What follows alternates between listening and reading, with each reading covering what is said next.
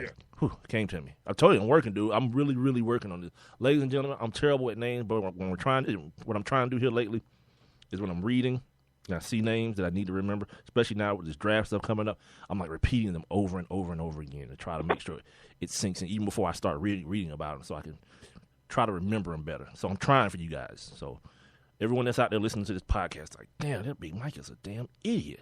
Like, somebody need to give him a concussion protocol. No, today's been really good. I was just here thinking that, like, man, today's been pretty damn good. Oh, yesterday, I murdered it yesterday, dude. I got every name yesterday. Like, even, like, names within articles, I, like, found them immediately and was, like, just spit them out in the flow of the conversation. Yeah, I was in a little bit of a zone yesterday. I was like, Jordan in Cleveland, which, by the way, that happened on my birthday, too. That 69, yeah, that happened on, well, a couple of 69s happened on my birthday, but that 69, the Jordan 69 happened in Cleveland on my birthday. So there, that's that. Back to Gronk. Okay, Gronk says, look, even how the quote starts off. It starts off Gronkish. Quote, so if we're sitting here and I had to choose, would I want a concussion right now or my knee blown out? I'm going to say a concussion. Why would I want to sit there for 8 months and not do anything? And with a concussion, I'll just wake up and I'll be ready to go again. Gronk isn't worried about, and then he's not worried about remembering anything because, like I said, he's Gronk. Quote, that happens all the time. I don't even know how I got to my hotel last night. Well, that's different, Rob. That's inebriation. That has nothing to do with head injuries. That's called inebriation and being high. Blacking. Called a great night. We call that blacking out where I'm from, right? But then, like that's not even the precipice of what I'm about to do with you guys right now. Because I'm riding home and there's traffic, so I have time to like look at the phone and continue doing my prep work for the show. And lo and behold, it was like the sports guy said, "Oh, look at this." I said, "Well, what is this? Colin Cowherd is an idiot?" Well, I already know that, but why this time? Oh, Colin. And the reason I love that this happened because you dudes listen to Colin. And not only do you listen to Colin, you repeat things that he says. You take the things he says. I did once. Not just you. I'm talking about the people who are members of the Church of ESPN. I stopped. I quit that church like I quit Newburgh. Well, for different reasons, everyone. For different reasons that we won't get into right now, but for different reasons. But yeah, so Minister Cowherd, like. I have the ability, because I watch Colin, but I have the ability to take it for what it is. I think he's an idiot, and I mean idiot in a good way sometimes. He's a funny dude. He says funny things to me that make me laugh. And sometimes he says some real introspective things that make me say, you know what, he's kind of right about that. Like, he has this thing he says all the time, like don't try to get happier than happy. Then you're happy. Like, if you live in Atlanta and your kids are going to the best schools, and your wife has the car she wants, you have the house you want, you live in a great neighborhood, like, don't let somebody in North Dakota offer you extra $100,000 to go through, 200 days of winter every year. You know what I mean? Like, you got more money, but you're miserable as hell. And I was like, he's right. Yeah, that makes sense to me. That totally makes sense. But then the sports takes, I got my own. I don't need his, and for good reason. Now, ladies and gentlemen, we premiered our sound capabilities 2 days ago, and we have even more sound. I rushed home. To make sure you guys could hear this foolishness.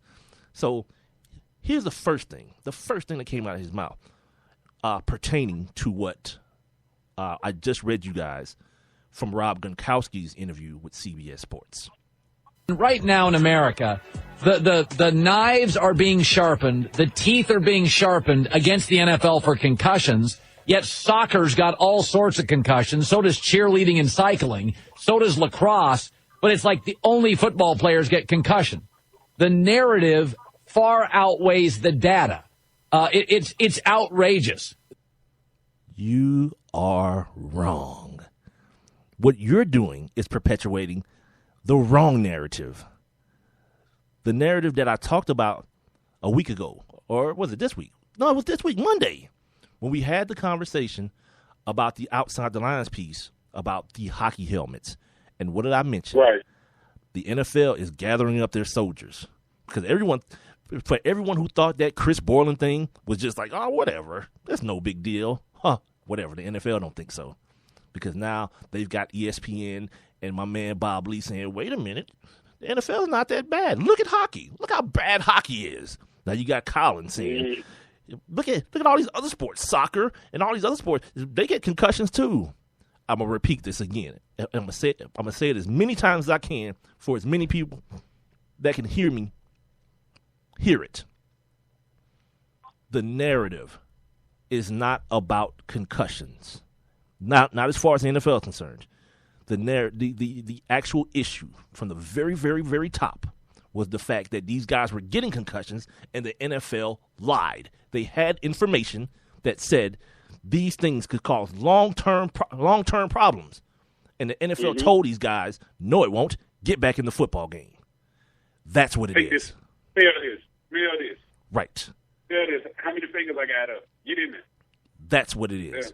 So the narrative is the one that the bad narrative is the one that Colin Cowherd is spreading. That it's about limiting concussions and eliminating concussions. You can't. There is no way. There is no way to do that in the NFL. No freaking way. So then this is one I love too.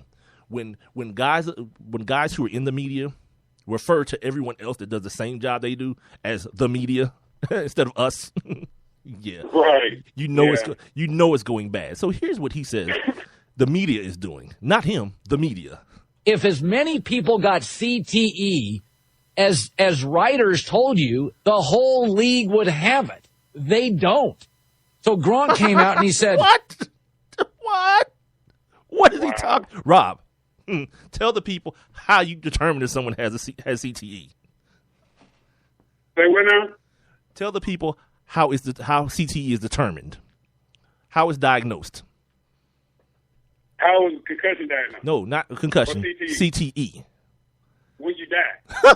And then Right. they take your brain out the skull, and that's the only way that you can determine whether or not somebody has CTE, which is the reason why guys like Julius Seau and that Pittsburgh Steelers got a couple other players. Dave Duerson.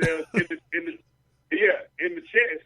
Yeah, so that their brain will be preserved and not splattered against the wall. So then their brain could be observed to find out about CTE. Because again, as Dr. Sanjay Gupta has told us on this not this podcast, but on our radio version of what we did, that there's only one way. There's only one way. And they showed everybody. If you haven't seen Big Hits and Broken Dreams, like they show the brain. They actually show a brain that has the calcium deposits in it. And the only way that you can get to this part of the brain is if you're dead. You have to be dead. So, Rob, if I made a statement like everyone in the NFL doesn't have CTE, what would you call me? I call you an idiot. Because that's what I would be. Because in order to find that out, you'd have to kill all 1,500 players. Yeah, you'd have to murder everyone. God, I love stupidity, man. And I love it even more that it's coming from someone who people put on this, like they act like this dude is the sports radio standard. Bible. Right. Yeah. Like anytime somebody wants to insult you, like, you'll never be Colin. Good. Thank you. I mean, because again, it's one of those things where when you start talking to these players, and the two of us have talked to so many players, like making the transition from college to the pros, or just like these pro players that are local guys, and the concussion story when it came up, we were asking a lot of players about it. And the one thing everybody that I talked to that has played football has told me is that they all sustained concussion. I don't know one football player not sustain a concussion, whether it be high school, college, or the pros. Mike, you played high school and college. How many times have you been concussed? I've had at least 4.